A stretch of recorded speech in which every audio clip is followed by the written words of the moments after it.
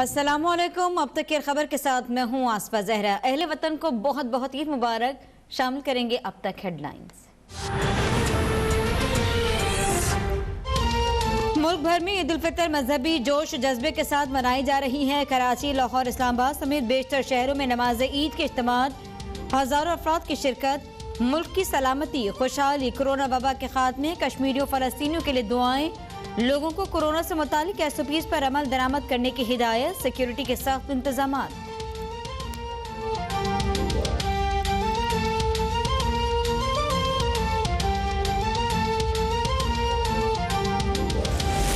रोयत हिलाल committee का गुज़िश्ता रात 11:30 बजे शव्वाल का चांद नजर आने का ऐलान। चांद का ऐलान करने में ताखीर हुई, लेकिन फैसला मुकम्मल तसल्ली के बाद शरीयत के मुताबिक किया गया।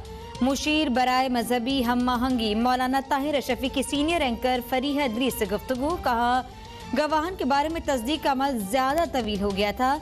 तकरीबन 60 शहादतें सिर्फ खैबर पख्तूनख्वा से मौसूल हुई।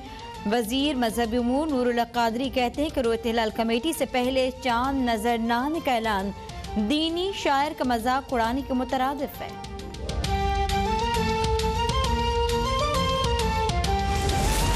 चांद का बुध को नजर आना मुमकिन ही नहीं, वजीर इत्तलात फवाद चौधरी का दावा। कहा, इस वक्त चांद की उम्र पाकिस्तान में 13 घंटे 42 मिनट थी। जिन हजरात ने ईद सऊदिया के साथ मनाई वो मनाएं, लेकिन झूठ बोलकर माह मुकद्दस का इख्तिताम करना कहाँ की अक्लमंदी है। रात गई ईद के ऐलान के बाद शहरियों की बड़ी तादाद खरीदारी के लिए बाहर निकल आई।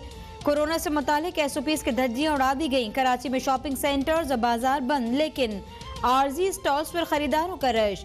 ट्रैफिक की रवानी में खलल। हैदराबाद, सक्कर, लाहौर समेत बेशतर शहरों में शहरियों का हुजूम।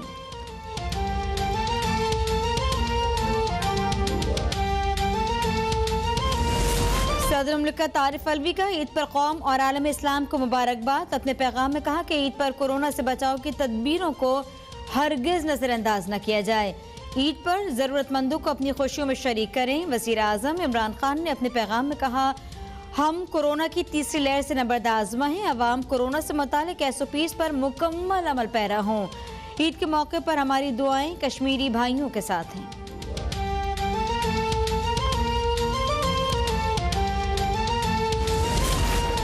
शहबाज शरीफ की कोशिश थी लंदन जाकर ईद मनाएं और हड़प कर गए माल से बनी सेवैयां खाएं।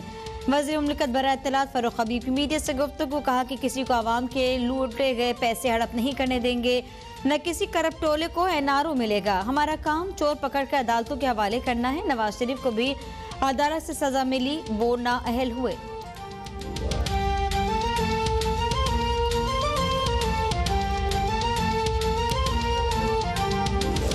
हुकूमत शहबाज शरीफ को रोक कर पीपल्स पार्टी पर जबरदस्ती करके खुश न हो। PPP रहनुमा मौला बख्श चांडियों के हैदराबाद में गुफ्तगू। कहा, हुकूमत को महंगाई पर बात करते शर्म आनी चाहिए।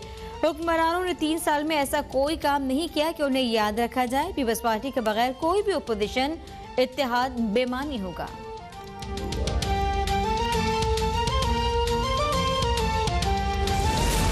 मुल्क में कोरोना से मजीद 126 अफराद जाम बाग। 24 घंटों में 3,265 नए मरीजों में इजाफा।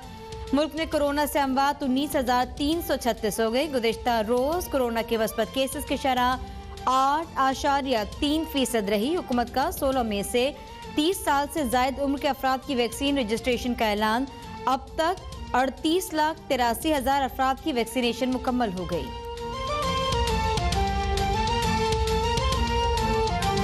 इसराइल निहत्ते फलस्तीनियों को निशाना बना रहा है। फलस्तीन की बिगड़ती सूरत-ए-हाल पर मुस्लिम उम्मा यकजा होकर सोचे। मुल्तान में वजीर खारजा शाह महमूद कुरैशी की मीडिया से गुफ्तगू। कहा कि मकबूजा कश्मीर में मजलूम अवाम को कोरोना और भारतीय फौज के डबल लॉकडाउन का सामना है। अफगानिस्तान में देर पाम के लिए कोशिशें जारी हैं।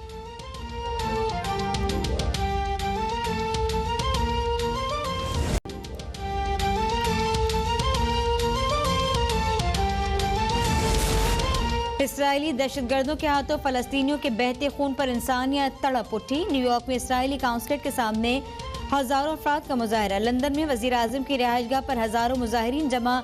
तुर्की, ओमान, इंडोनेशिया में भी लोगों की बड़ी तादाद इसराइल के खिलाफ फलस्तीनियों के हक में सड़कों पूरे रमजान में आवाम को लूटने वाले नाजायज मुनाफाखोर ईद पर भी आज़ाद। मुल्क भर में गोश्त की कीमतों में मनमाना इजाफा।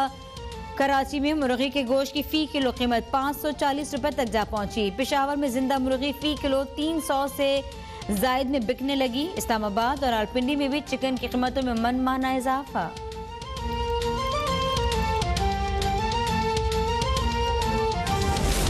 और ईद के मौके पर पंजाब के मुतादिद शहरों में बादल बरस पड़े। लाहौर, जंग, दयालपुर, गुजरा और गुर्दनवा में वक्फे से गरज चमक के साथ बारिश। मौसम खुशगवार।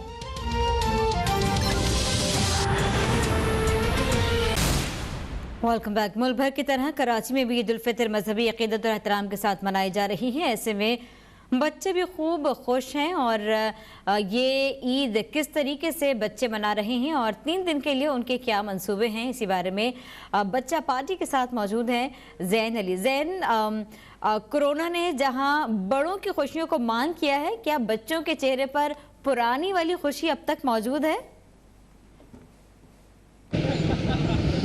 जी बिल्कुल, अगर बात की जाए इस बार ईद की तो ईद की खुशियाँ किसी हद तक नज़र ज़रूर आती हैं, लेकिन उस तरीके से ईद की खुशियाँ नज़र नहीं आ रही हैं जिस तरीके से अमूमी तौर पर जो है वो मनाई जाती है।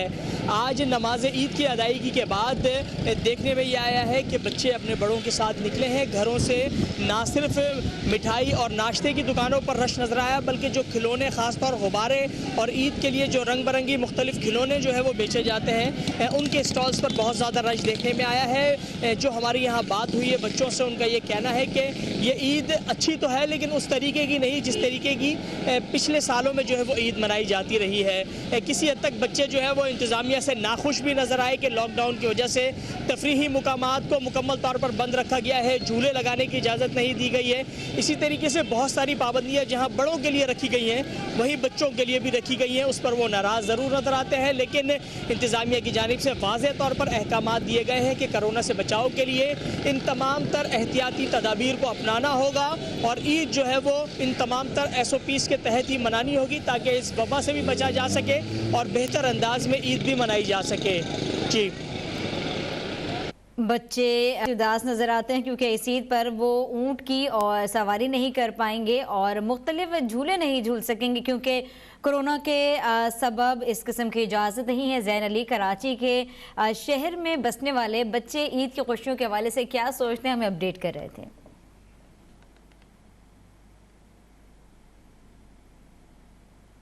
अहले वतन ईद उल फितर की खुशियाँ कैसे मना रहे हैं यही बताएंगे अब।